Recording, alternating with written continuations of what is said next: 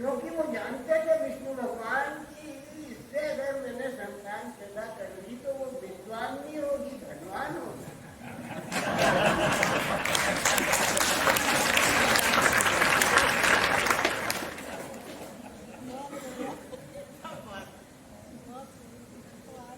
ये विष्णु जी का चमत्कार है और सत्यनारायण बता रहे हैं।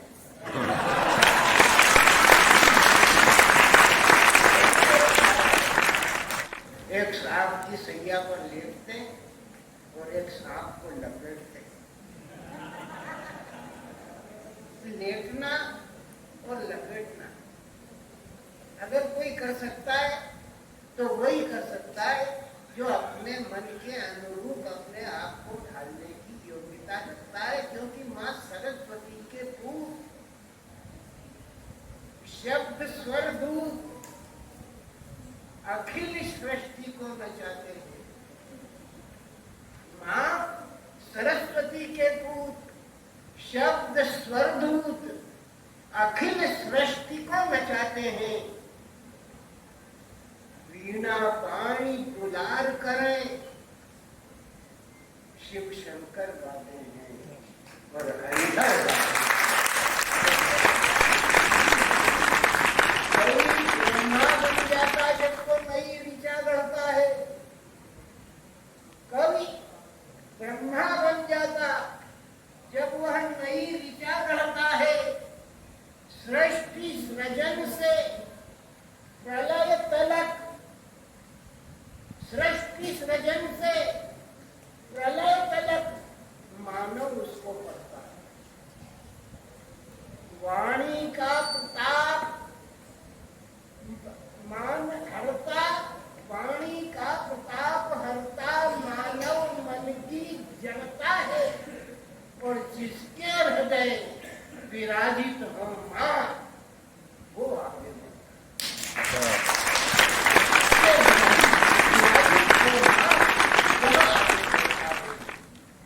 वो छंदों से मजबूर शब्द स्वर दूत अखिल सृष्टि को नचाते हैं। वीणा पाणी दुलार करे और हरिहर गाते हैं।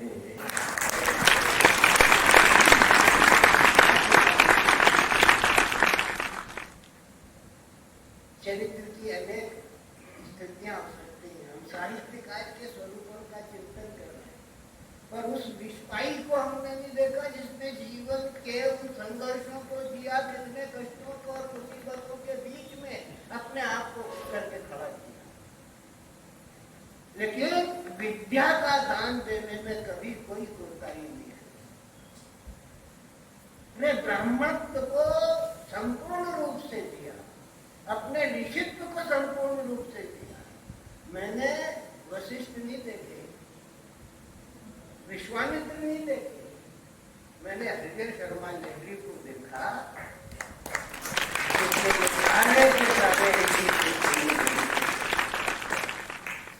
अध्यापन अंग्रेजी का, आचार्य संस्कृत, व्याख्याता अंग्रेजी, आचार्य संस्कृत था। जीवन में बड़े बड़े यज्ञ के भक्ताओं को अपनी पद्धति का ज्ञान कराने वाली शख्सियत। ठीक उसी तरीके से नए नवेले कवियों को व्याकरण और उसके साथ साथ रस पिंगल की जानकारी देने वाला पुरुष 1953, 54, 55 में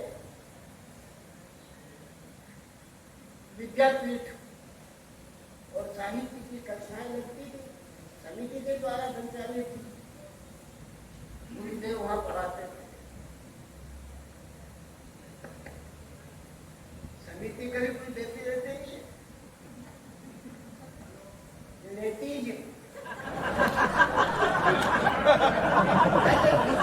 ज्ञान देती क्या है? ज्ञान। और उस ज्ञान और विज्ञान के प्रकाश को लेकर के वहां पर गांधी विद्यापीठ चलाया जाता था। उस गांधी विद्यापीठ में हरिहर की लहरी पढ़ाते थे, राम स्वरूप पढ़ाते थे और उन तमाम मध्यमा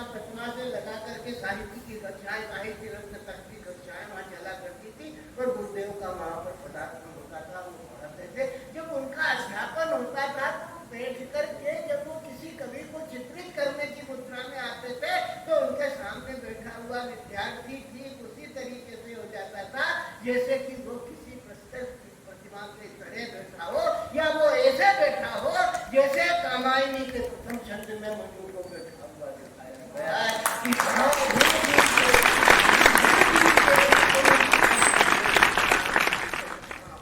हिमगिरी के उत्तम शिखर पर बैठ सुना की शीतल छांव, एक पुरुष भीगे नैनों से निरख रहा था प्रलय प्रवाह।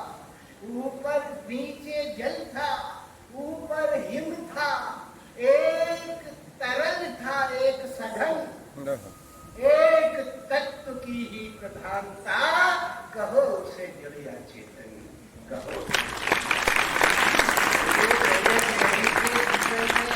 तत्व की ही प्रधानता।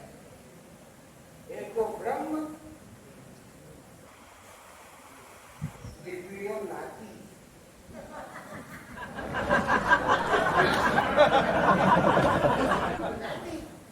दूसरा ब्रह्म नाती क्योंकि वो पुत्री से संपर्क रखता है, और पुत्री जो है वो संपूर्ण संवेदना और संचेतनाओं को धारण करने वाला वो तत्व है जो उसको स्वरूप को चित्रित करने में ब्रह्मा की सहायता करता है।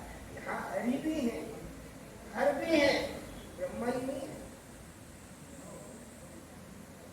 नाम की संधि पे हरि है, हर है, ब्रह्मा नहीं है। ब्रह्मा की पूर्ति उनका अध्यापक करता है, और उस बात की समीक्षा करता है जब उनका अध्यापक उस ब्रह्म तत्व की पूर्ति करता है, तब मुख से निकलता है कि हे सुख राशि, हे मंगलमय, तम रजनी के हित दिनकर, तुम वशिष्ठ, तुम द्रोण, परशुधर, सांदीपनि से विद्य प्रवर, गुरु शंकराचार्य, कीर्ति गूंज रही जिनकी घर घर, अष्टावक्र, बृहस्पति, शुक्र, आप हो नीलकंठ हरिहर, आप हो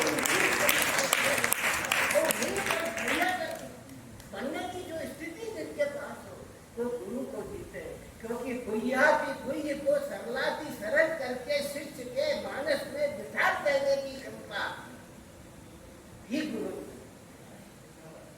गुह्याति गुह्य को सरलाति सरल करके शिष्य के मानस में शिव स्वरूप बैठा देने की शक्ति और सामर्थ्य जिसके पास है वो हरि भी है, वो हर भी है, वो पीड़ा का भी हरण कर लेता है, सुख और संपत्ति का भरण पोषण भी कर लेता है, वो अपनी पीड़ाओं को उस भागाहत विष की तरह पचा जाने की शक्ति और सामर्थ्य करता है। और उसके मन में अगर कोई कामना होती है तो वो कामना होती है सर्वे भवन्तु सुखिनः।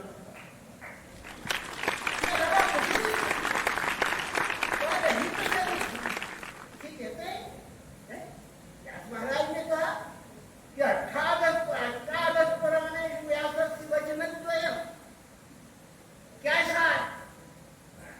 बोले परोपकाराय पुण्याय पापाय परिहि। तुलसीदास ने कह दिया कि यहाँ पर हित सरिस धर्म नहीं भाई, पर पीड़ा सम नहीं अधुमाई। कोई भी आकर के बैठा ज्ञान का पिपासु, उन्होंने ये नहीं पूछा कि तेरी जात क्या है और कितना देगा, पूछा क्या? तुमसे पूछा प्रजापति, हे ब्रह्मा की कभी देखो प्रजापति आ गया।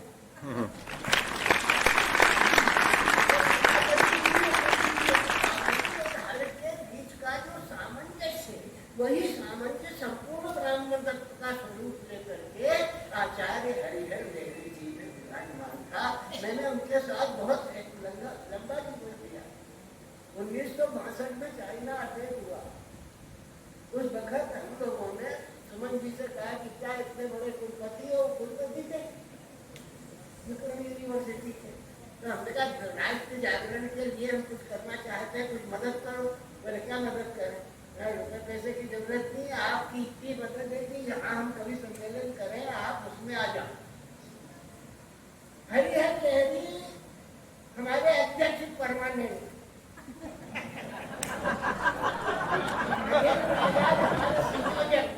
परमानेंट, जहाँ भी कोई सम्मेलन करना है तो नगेंद्र आजाद जाए, बस्ती के लोगों से चंदा उगाए, मंच लगाए और उतने पैसे ले करके मंच लगा दें, माइक लगा दें, लोगों को आह्वान कर दें, नगर में खबर कर दें, अखबारों में छपवा दें, भीड़ हो जाए और हम राष्ट्र की कविताएं देशभक्ति की कविताएं चीन के खिलाफ पढ़े, चाइना बस्ती में चौराहे चौराहे पर, और सबकी अध्यक्षता पंडित हरिहर लहरिया, रामस्वरूप शुक्ल दयाल या पंडित स्वामी सुंदर व्यास कर ये भव्य स्वरूप था। समाज को समर्पित होने का, राष्ट्र को समर्पित होने का, साहित्य को समर्पित होने का, ये समर्पण व्यर्थ में कोई आदमी क्यों अपनी रात काटी करता? 4-5 बजे तक कवि सम्मेलन चल रहा है और वो देश के नाम पर बैठे हुए, उनकी आयु बापू, उन्हें अपनी आयु की चिंता नहीं है, उनको अपने कमाई की चिंता नहीं है, उन्हें अगर चिंता है तो राष्ट्र की चिंता है, समाज की चिंता है, और वो अपने इष्ट देव की आराधना की चिंता है। जो परिवार की चिंता कभी करेगा? कभी सोचा उन्होंने? मेरे पास जो है मैं तुझे देने के लिए, मैं वो जलता हुआ दीप हूँ जो दूसरों को प्रकाश देने के लिए जलता है, अपनी बाती को तिल तिल करके जलाता है, और जब तक उसमें जीवनी शक्ति का तेल देता है तब तक वो जगत को प्रकाशमान करता रहता है। उसके बाद भी उसके ज्ञान सूर्य के द्वारा प्रज्वलित दीपों के द्वारा वो प्रकाश समाज में स्थायी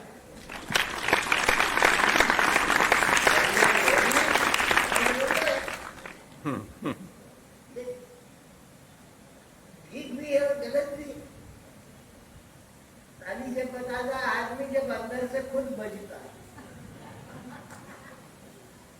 और क्या फिर वो किसी के इशारे पे बजाता है। ये राजनीति में होता है, साहित्य का मंच है। यहाँ पर चिंतन और मनन को एकाग्र चित्त होकर के ग्रहण करने के काम मात्र से ही शब्द अपनी अर्थवत्ता को पूर्ण रूप में विज्ञापित करते हैं। जो शब्द की आराधना करते हैं, शब्द ही ब्रह्म है, और शब्द के द्वारा पूजित होने वाला नाद भी ब्रह्म है, और शब्द और नाद के बीच की लड़ाई भी जो है हमारे ज्ञान की रेखा को आगे की ओर बढ़ाती है। पंडित जी अपने जीवन में संघर्षों की किताब बन करके दिए, राजनीति में भी काम किया, शिक्षक बन करके भी दिए, संपादक बन करके भी रहे, अध्यापक को वो आमूल चूड़ी थे, आचार्य को थे। एक किस्सा सुनाता हूँ, अन्नपूर्णा में यह हुआ था सबसे पहला जब मंदिर ही बना था, और उसका आचार्य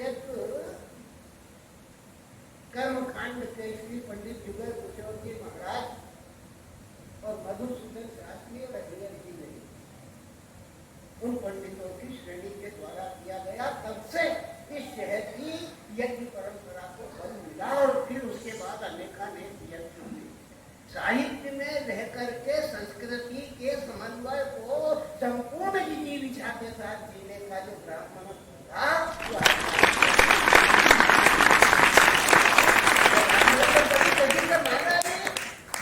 ऐसी से कामना नहीं करी, और कामना करे तो क्या है? और परवाह नहीं करे किसी की। उनका तो उद्देश्य ये था कि जगत कहे चाहे झूठा, राम तू है अनूठा, सभी चूमेंगे अंगूठा, एक तू न रूठा जाए।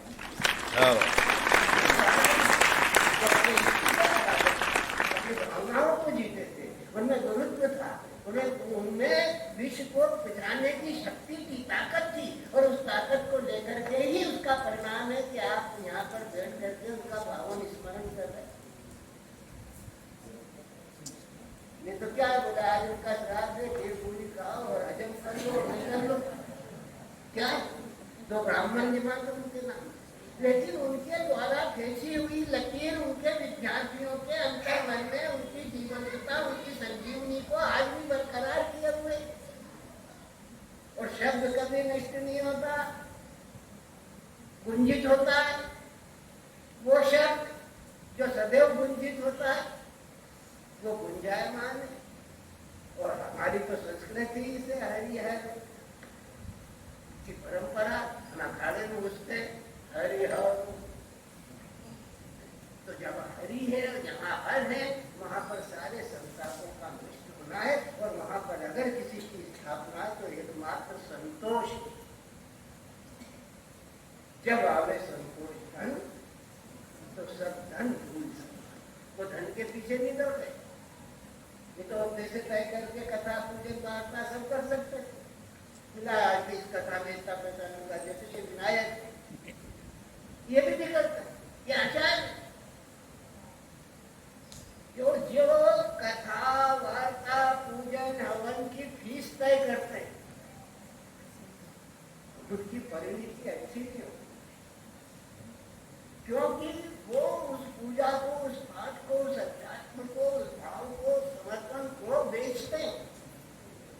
और जो बेचते हैं, सरस्वती बिकने की वस्तु नहीं, लक्ष्मी की ताकत नहीं कि वो उसे खरीद ले। आपने चित्र देखे होंगे, हैं? आपने चित्र देखे होंगे लक्ष्मी, गणेश, सरस्वती के, तो गणेश जी और सरस्वती जी सिट डाउन में और लक्ष्मी स्टैंड अप।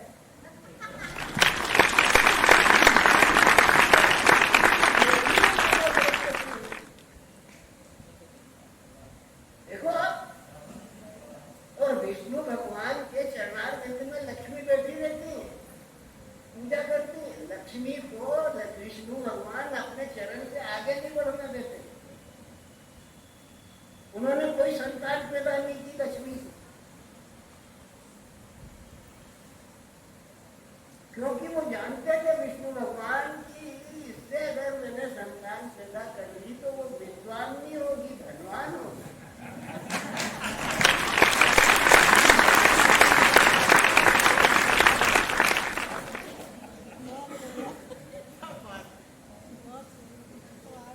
ये विष्णु जी का चमत्कार है और सत्यनारायण बता रहे हैं।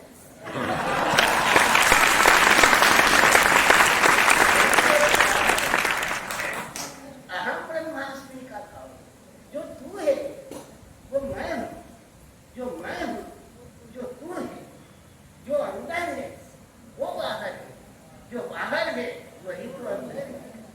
तुम मिल जाओ तो मैं स्वर्ग त्याग सकता हूँ, तुम मिल जाओ तो मिल जाए सभी बहारे, वैभव की हर चमक दमक तुम पर न्योछावर, केवल मुझे बसा लो अपने नयन द्वारे, तुम में ही रमता मन मेरा, जो तुम हो वही तो मैं हूँ, जो तुम हो वही तो मैं हूँ, तुम हो सत्य अरूप, तुम हो सत्य अरूप, अगर तो मैं अरूप सच की परछाई,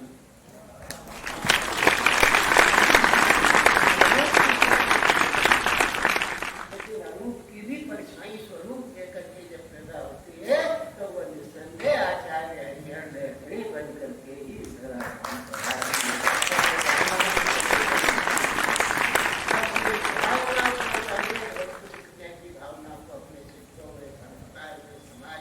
राजनीति में, धर्म में, उन्होंने भागवत कथा भी करी, उन्होंने बहुत सारे यज्ञ भी किए, बहुत सारे, ऐसा कौन सा सत्कर्म था जो उनसे छूटा।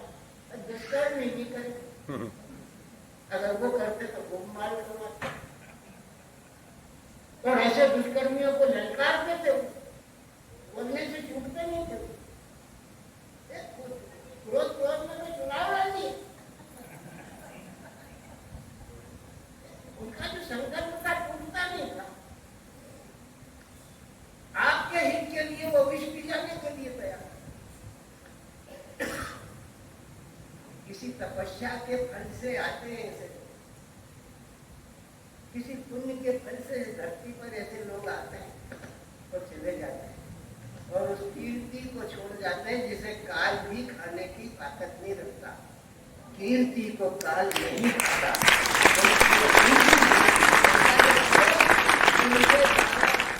मार्ग का अनुसरण करने वाले आज भी कृतार्थ हैं, अच्छे ऊंचे ऊंचे पदों पर बैठे हुए हैं और बैठे हुए योग्यता को लेकर के बैठे हुए हैं, अपने व्यक्तित्व की एक सुगंध को लेकर के बैठे हुए हैं। तो जो मनुष्य के जीवन पुष्पों में सुगंध तो माली भर देता है, लेकिन जीवन में सुगंध भरने का काम अगर कोई कर सकता है तो वो गुरु ही कर सकता है, क्योंकि वही शिष्य के रूप को अपनी तरफ खींच करके उसमें सुवास की स्थापना करता है, और वही सुवास की स्थापना करने वाले कटे हुए सिर पर हाथी की मुंडी रख करके गणेश बना देने की ताकत रखता है। उसी के पास ये गुण होता है